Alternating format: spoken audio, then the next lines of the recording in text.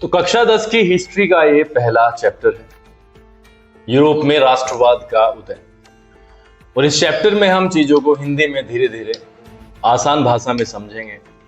किताब में जो चीजें दी गई हैं उन्हीं के अराउंड मैं घूमता रहूंगा और आपको समझाता रहूंगा कि आपकी किताब में किस किस तरीके से चीजों को पेश किया गया है। कोशिश मेरी यही है कि जब आप इस वीडियो को देखेंगे, मेरी आवाज को सुनेंगे और समझने की कोशिश करेंगे तो आपको डबल ट्रिपल अमाउंट में फायदा होगा। बस इतनी विनती आपसे है कि जो कोई भी नए शब्द आए तो आप या तो कमेंट बॉक्स में डाल दें या मुझे स्कूल में बता दें। और आज से हम स्टार्ट करते हैं लेसन नंबर 1, चैप्टर नंबर 1, जिसका नाम है यूरोप में राष्ट्रवाद का उदय। आप सभी से एक बार फिर से यही प्रार्थना है कि चीजों को तब तक ना छोड़ें जब तक कि वो समझ ना आ जाए। 1848 में एक फ्रांसीसी कलाकार फ्रेडरिक सोरो ने 4 चित्रों की एक श्रृंखला बनाई। इनमें उसने सपनों का एक संसार रचा जो उसके शब्दों में जनतांत्रिक और सामाजिक गणतंत्रों से मिलकर बना था।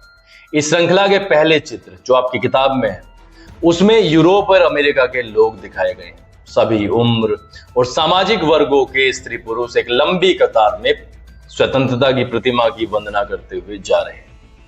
आपको याद होगा कि फ्रांसीसी क्रांति के दौरान कलाकार स्वतंत्रता को महिला का रूप प्रदान किया करते थे। यहां भी आप ज्ञानोदय की मशाल को पहचान सकते हैं जो उसके एक हाथ में है और दूसरे हाथ में मनुष्य के अधिकारों का घोषणा पत्र है। प्रतिमा के सामने जमीन पर निरंकुश संस्थानों के ध्वस्त अवशेष बिखरे हुए। सोरो के कल्पनादर्श यानी यूटोपिया में दुनिया के लोग अलग राष्ट्रों के समूहों में बटे हुए हैं जिनकी पहचान उनके कपड़ों से और राष्ट्रीय पोशाक से होती है। स्वतंत्रता की मूर्ति से कहीं आगे इस जुलूस का नेतृत्व कर रहे हैं संयुक्त राज्य अमेरिका और स्विट्जरलैंड जो तब तक राष्ट्र राज्य बन चुके थे। फ्रांस जो क्रांतिकारी तिरंगे से पहचाना जा सकता है प्रतिमा के पास अभी अभी पहुंचा है। उसके पीछे जर्मनी के लोग हैं जो काला, लाल और सुनहरा झंडा थामे हैं। यह दिलचस्प है कि जिस समय सोरो ने यह छवि निर्मित की, जर्मन लोग तब तक एक संयुक्त राष्ट्र का हिस्सा नहीं बने थे। जो झंडा वो थामे हुए हैं वह 1848 की उदारवादी उम्मीदों की अभिव्यक्ति है जिनमें अनेक जर्मन भाषी रियासतों को एक प्रजातांत्रिक संविधान के अंतर्गत एक राष्ट्र राज्य में गठित करने की चाह थी। जर्मन लोगों के बाद ऑस्ट्रिया, 2 सिसिलियों की राजशाही, Lombardy, Poland, England, Ireland, Hungary और रूस के लोग हैं। ऊपर स्वर्ग से ईसा मसीह, संत और फरिश्ते इस दृश्य पर अपनी नजरें जमाए हुए हैं। चित्रकार ने उनका इस्तेमाल दुनिया के राष्ट्रों के बीच भाईचारे के रूप में किया है। इस अध्याय में ऐसे कई विषय उठाए जाएंगे जिनकी काल्पनिक अभिव्यक्ति सोरो ने चित्र 1 में दी थी। 19वीं सदी के दौरान राष्ट्रवाद एक ऐसी ताकत बनकर उभरा जिसने यूरोप के राजनीतिक और मानसिक जगत में भारी परिवर्तन ला दिए। इन परिवर्तनों से अंततः यूरोप के बहुराष्ट्रीय वंशीय साम्राज्यों के स्थान पर राष्ट्र राज्य का उदय हुआ। आपकी किताब में नेशन स्टेट के नाम से एक वर्ड होगा। यूरोप में लंबे समय से एक ऐसे आधुनिक राज्य की गतिविधियां और विचार विकसित हो रहे थे जिसमें स्पष्ट रूप से परिभाषित क्षेत्र पर प्रभु सत्ता एक केंद्रीय शक्ति की थी। लेकिन राष्ट्र राज्य में न केवल उसके शासकों बल्कि उसके अधिकांश नागरिकों में एक साझा पहचान का भाव और साझा इतिहास या विरासत की भावना थी। साझेपन की यह भावना अनंत काल से नहीं थी, यह संघर्षों और नेताओं तथा आम लोगों की सरगर्मियों से निर्मित हुई थी। यह अध्याय उन विविध प्रक्रियाओं पर प्रकाश डालेगा जिनके तहत 19वीं सदी के यूरोप में राष्ट्र राज्य और राष्ट्रवाद अस्तित्व में आए। तो शुरू करते हैं पहला पार्ट, फ्रांसीसी क्रांति और राष्ट्र का विचार। राष्ट्रवाद की पहली स्पष्ट अभिव्यक्ति 1789 में फ्रांसीसी क्रांति के साथ हुई। जैसा कि आपको याद होगा 1789 में फ्रांस एक ऐसा राज्य था जिसके संपूर्ण भूभाग पर एक निरंकुश राजा का आधिपत्य था। फ्रांसीसी क्रांति से जो राजनीतिक और संवैधानिक बदलाव हुए उनसे प्रभुसत्ता राजतंत्र से निकलकर फ्रांसीसी नागरिकों के समूह में हस्तांतरित हो गई। क्रांति ने घोषणा की कि अब लोगों द्वारा राष्ट्र का गठन होगा और वे ही उसकी नियति तय करेंगे। मैंने इसी चैनल पर कक्षा 9 की वीडियोस भी डालने शुरू किए हैं।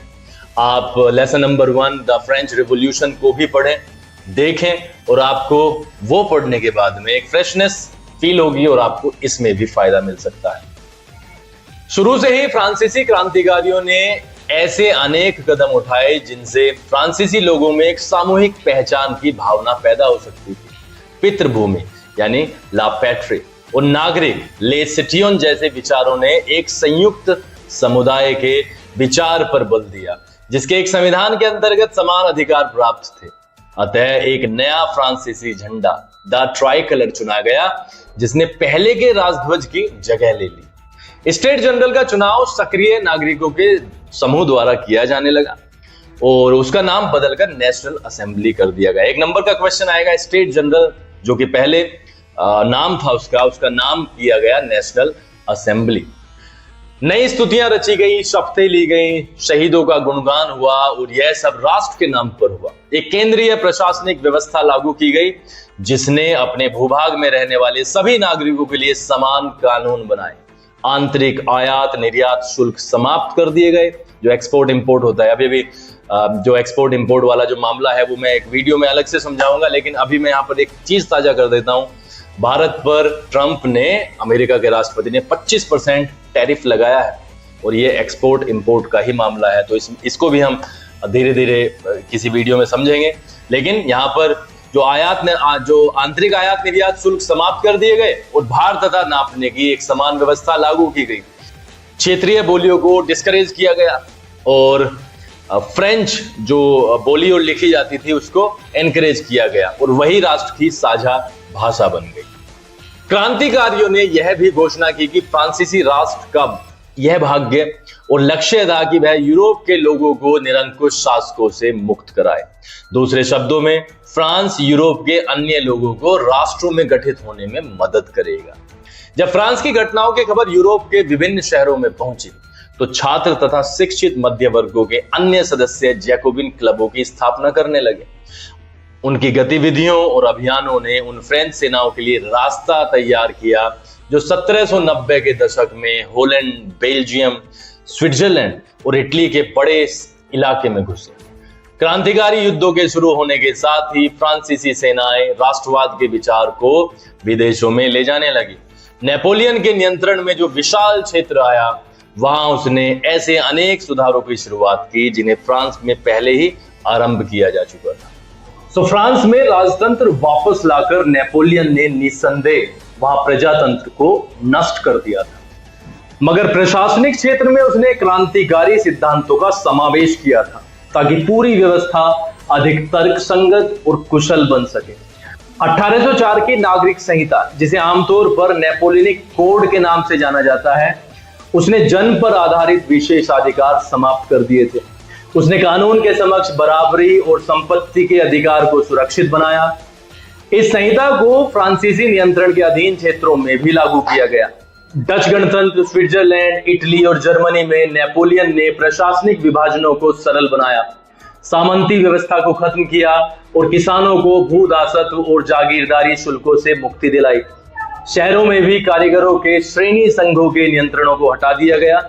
यातायात और संचार व्यवस्थाओं को सुधारा गया।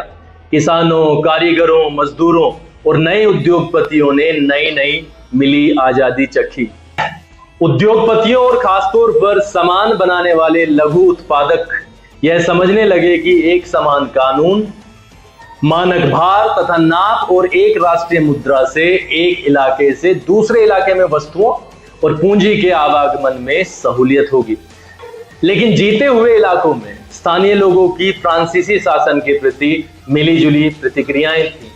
शुरुआत में अनेक स्थानों जैसे हॉलैंड और स्विट्जरलैंड और साथ ही कई शहरों जैसे ब्रसेल्स, मेंज, मिलान और वॉर्सा में फ्रांसीसी सेनाओं का स्वतंत्रता का तोहफा देने वालों की तरह स्वागत किया जाता था।